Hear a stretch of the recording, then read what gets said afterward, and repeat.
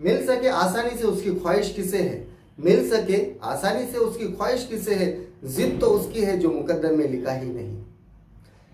Hello दोस्तों, उम्मीद करता हूं कि आप सभी खैरियत से होंगे और अपनी लाइफ में वो सारी चीज़ें, वो सारे मुकाम आप हासिल कर रहे होंगे जो आप चाहते हो।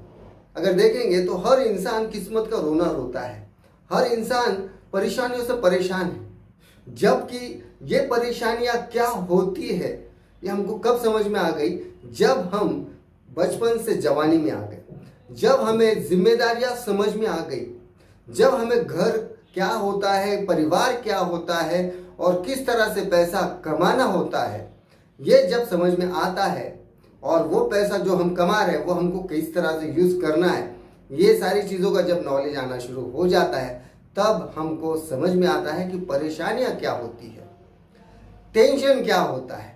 कभी सुना है आपने बचपन में हमको बहुत टेंशन था, बहुत परेशान थे हम? नहीं ना। बचपना एक अलग ही जिंदगी है और बचपन से जब हम जवानी में आते हैं तब समझ में आता है कि परेशानियां क्या होती है, जिम्मेदारियां क्या होती है, ख्वाहिशात क्या होते हैं, गोल क्या होते हैं, सपने क्या होते हैं। चलो जानते हैं एक स्टोरी के जरिए कि किस तरह से हमारी लाइफ को हम टर्निंग पॉइंट दे सकते हैं।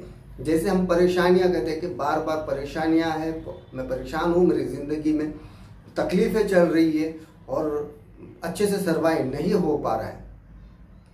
तो स्टोरी आपको वाकई में मोटिवेशन देंगी, वाकई में आपको वो सारी चीज़ें अवगत कराएंगी जो आपके पास ऑलरेडी है लेकिन आप उसका इस्तेमाल नहीं करते हो। एक गांव में एक शिल्पकार होता है जो वो पत्थरों को कारागिरी करता है और उसको मूर्तियों में बदलता है। वो एक बार जंगल से गुजरते हुए उसे ठोकर लगती है। ठोकर लगने के बाद देखता है कि एक बड़ा सा पत्थर, कि ये पत्थर मूर्ति बनने के लायक है, ये जो पत्थर है ये मूर्ति बनने के लायक है। अपनी छन्नी हथौड़ी निकालता है और उसके ऊपर तराशने की कोशिश करता है। हथौड़ी की मार उस पत्थर पे लगती है तो पत्थर कहता है, अरे कौन हो तुम और मुझे क्यों मार रहे हो, मुझे क्यों तकलीफ दे रहे हो। तो शिल्पकार परेशान हो जाता है कि बोलने वाला पत्थर। तो वो बोलता है कि मैं शिल्पकार हूँ और मैं आपको एक सुंदर रूप देना चाहता हूँ, एक भगवान का रूप देना चाहता हूँ, क्या इजाज़त है। तो पत्थर कहता है कि बिल्कुल नहीं, मुझे तकलीफ नहीं चाहिए, मैं जहाँ हूँ जैसा हूँ ठीक हूँ, बिल्कुल तुम मुझ पे हथौड़ी नहीं चलाओगे, मुझे तकलीफ नहीं चाहिए, मैं जहाँ हूँ ठीक हूँ, तुम चले जाओ, तुम चले जाओ। तो शिल्पकार ठीक ही कहता है, कोई बात नहीं, और चूली लेकर आगे चलता है। फिर उसको ठोकर लगती है और फिर देखता है, अरे और एक पत्थर और नायाब पत्थर है। फिर वो अपनी छन्नी हथौड़ी निकालता है। जो काबिलियत रखता है ना उसको समझ में आता है कि किसमें क्या चीज़ है। ये चीज़ आप में भी है, आप देख के ही पहचान जाते हैं कि कौन कैसा है, किस तरह से बात कर रहा है और क्या चाहता है। तो वो शिल्पकार अपनी छन्नी हथौड़ी निकालता है और फिर से वो पत्थर पर, नेक्स्ट जो पत्थर मिला है उसके ऊपर वो मारना शुरू करता है। तो वो भी पत्थर बोल पड़ता है, अरे कौन हो तुम, मुझे क्यों मार रहे हो, मेरा रूप क्यों बदल रहे हो। तो शिल्पकार कहता है कि मैं एक शिल्पकार हूँ, कारागिर हूँ और मुझ में एक कला है कि मैं पत्थरों को एक नायाब रूप देता हूँ, भगवान का रूप देता हूँ, मूर्ति बनाता हूँ।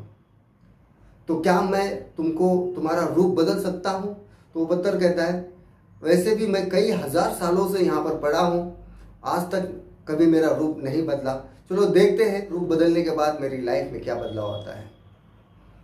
तो कारागिर पत्थर पर कारागिरी करना शुरू कर देता है, पत्थर को छीनना चालू कर देता है, कम करना शुरू कर देता है।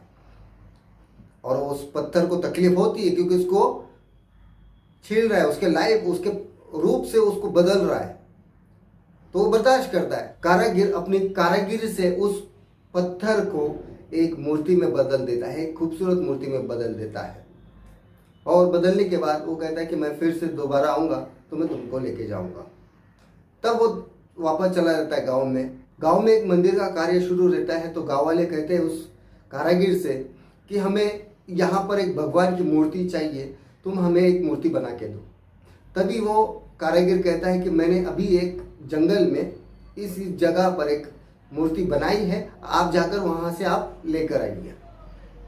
तो गांव वाले सभी मिलकर उस जंगल में जाते हैं, देखते हैं और इतनी प्यारी मूर्ति होती है।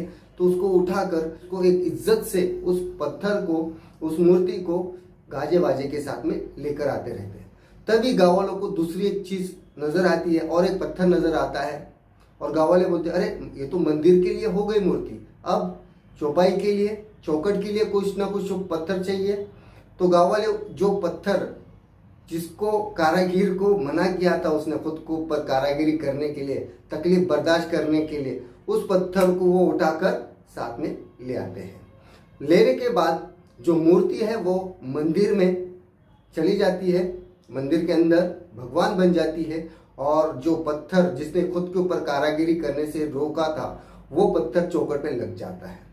तो अगले दिन से उस पत्थर की पूजा होने लगती है, जिसने खुद के ऊपर कारागिरी की, तकलीफ को बर्दाश्त किया, उसकी पूजा होने लगती है। और जो पत्थर खुद को बदलना नहीं चाहता था वो चौखट पर लोगों के नारियल सर पर खाता रहता।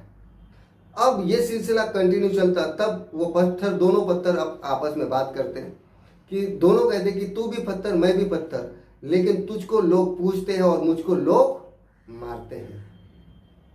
तब वो जो भगवान हुआ पत्थर कहता है कि मैं खुद को बदल लिया, मैंने खुद को तकलीफ मैंने बर्दाश्त की, तब जाकर मेरी मूर्ति बनी है और तूने खुद को बदलना नहीं चाहा, इसलिए लोग तुझको रोज तुझे तकलीफ देते हैं। तो आई होप मेरी ये स्टोरी है रियल लाइफ से रिलेटेड है। जो इंसान खुद को बदलना नहीं चाहता उसको भगवान भी बदल नहीं सकते। जो इंसान किस्मत का रोना रोता रहेगा उसको जिंदगी भर रोना ही रोना मिलेगा। तो रोना मत मेरे भाई, किस्मत है, दुआओं के जरिए और मेहनत के जरिए आप आपकी किस्मत को भी बदल सकते हैं। ये किताबों में भी लिखा है, यानी कि आपके हाथों की लकीरें, आप जब अगर किस्मत को मानते होंगे, हाथों की लकीरों को मानते होंगे, तो ये भी बदल सकती है। उसके लिए सिर्फ और सिर्फ नेक नीयत, दुआएं और मेहनत, कड़ी मेहनत, इतनी मेहनत दिन रात एक करो, एक ना एक दिन आपका जरूर होगा। और वो एक दिन, मैं ये नहीं कहता कि आप दुनिया के एकदम टॉप लेवल के जाएंगे, लेकिन जहां पर आप आपके लाइफ में जो सक्सेस पाना चाहते हो, जहाँ जो भी आपके ख्वाहिशात है वो पूरे होंगे। और मैं ईश्वर से, खुदा से, अल्लाह से यही दुआ करता हूँ कि आने वाले समय में आपकी सारी तकलीफें दूर हो, आपकी परेशानियां दूर हो और आप वो सारी मुकाम हासिल कर पाए जो आप चाहते हो।